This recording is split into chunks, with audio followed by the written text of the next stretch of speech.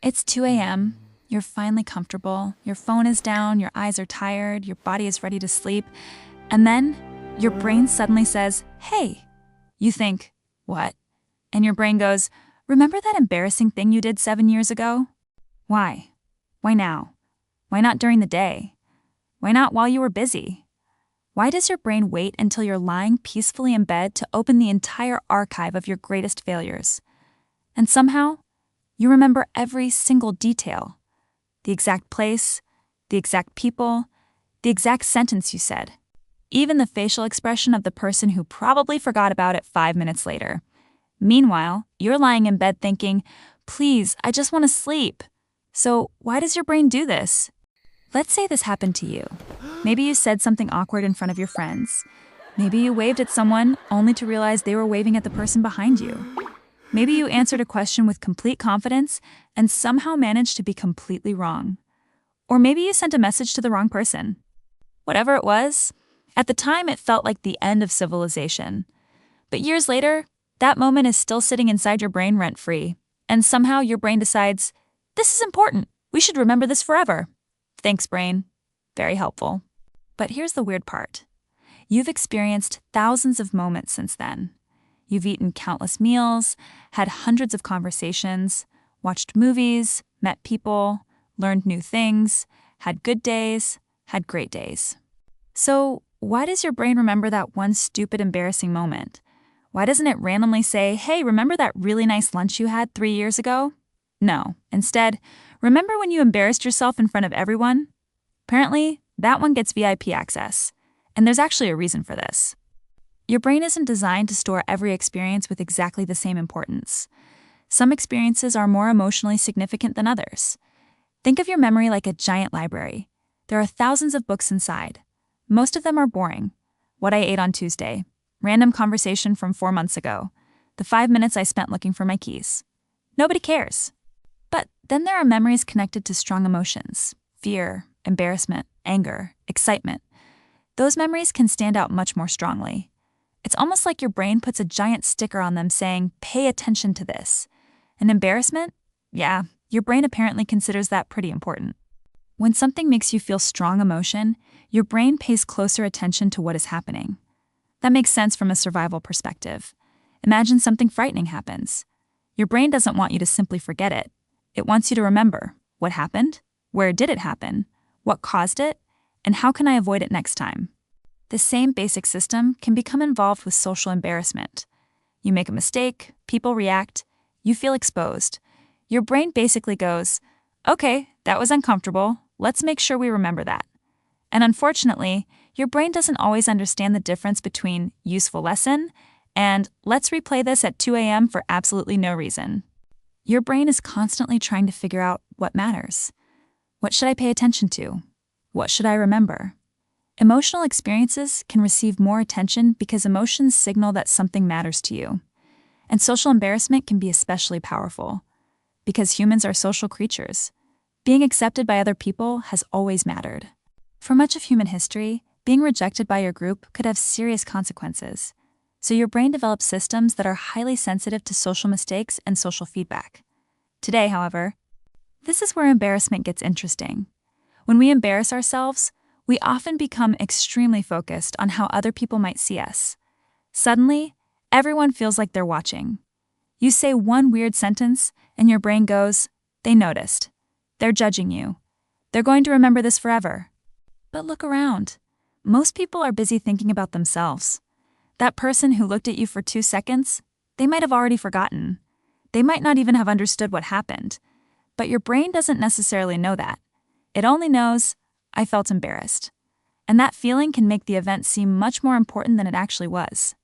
There's a psychological phenomenon often called the spotlight effect.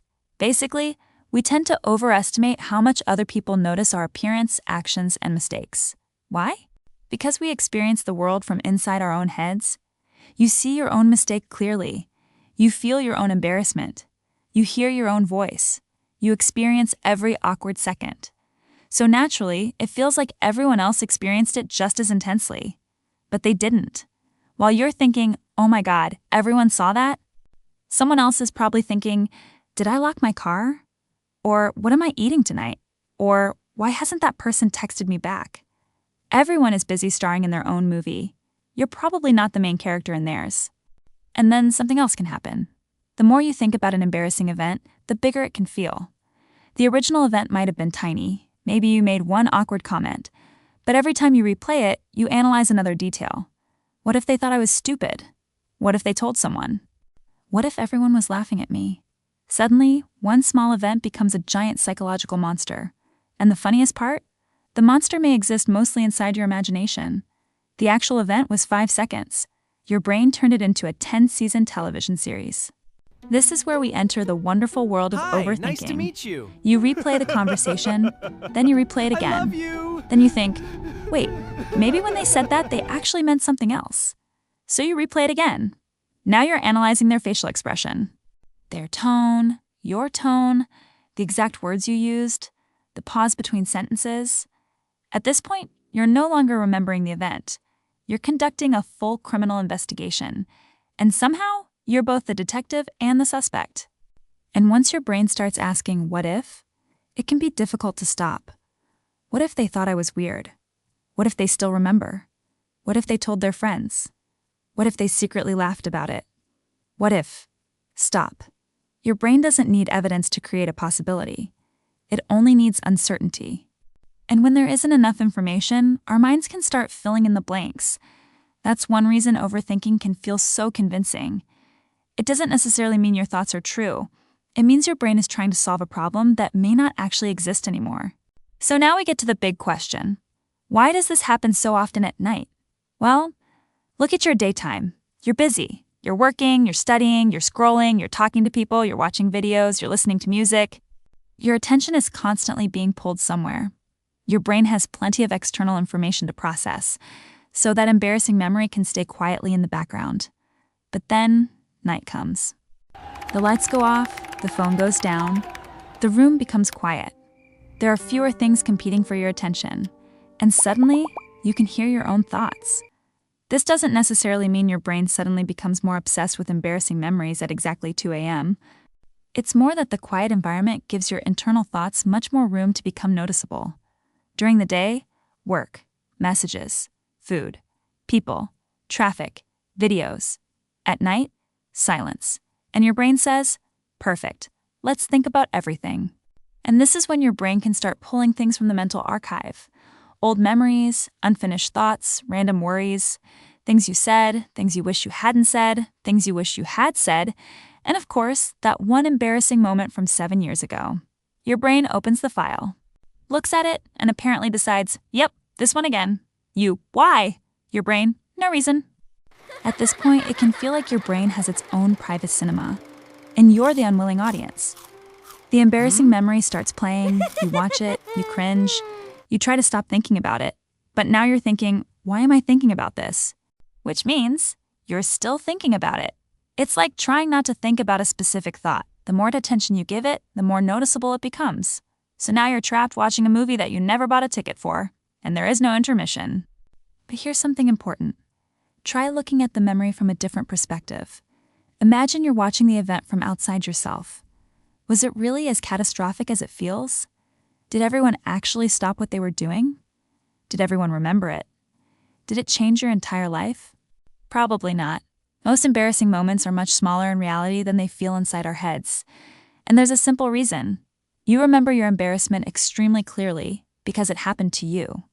But everyone else has their own memories, worries, and embarrassing moments to think about. You don't necessarily need to erase the memory. You don't need to fight it. And you don't need to convince yourself, I was never embarrassed. You were.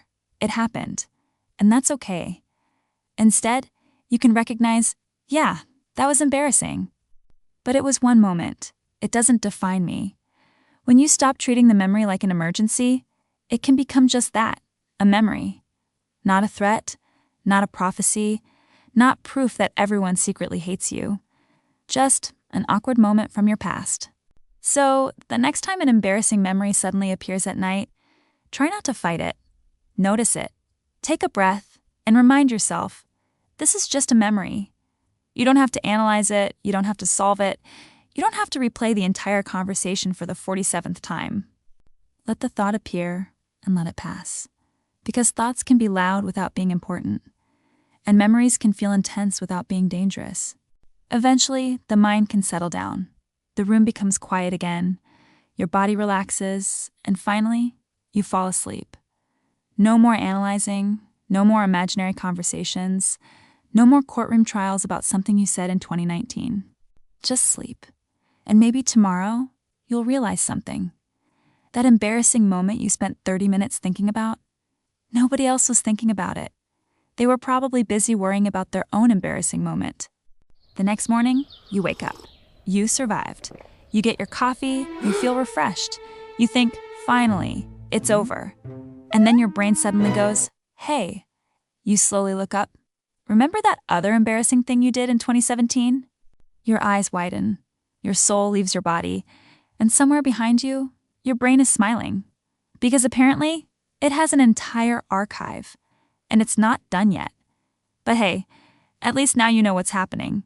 So the next time your brain decides to show you your greatest hits at 2 a.m., take a breath, laugh at yourself, and remember, your brain isn't trying to ruin your life. It's just really, really bad at knowing when the show is over.